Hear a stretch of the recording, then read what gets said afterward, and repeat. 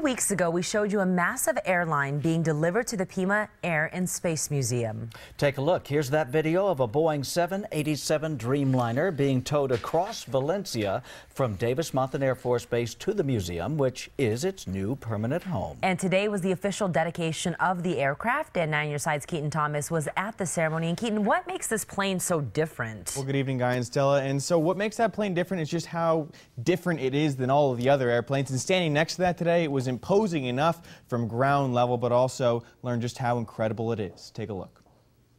Take a look at the underbelly of this Boeing 787 Dreamliner. So big you can walk underneath it with no trouble. It's at the Pima Air and Space Museum now for you to come check it out, even kick its tires.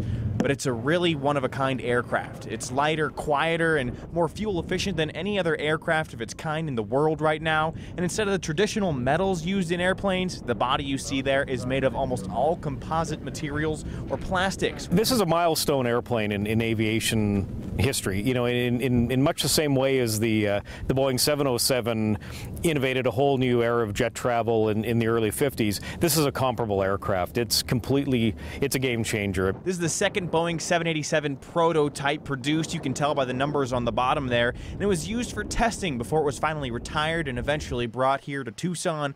And a number of important figures like Governor Doug Ducey and Congresswoman Martha McSally watched as the plane's keys, yes keys, were handed over to the museum.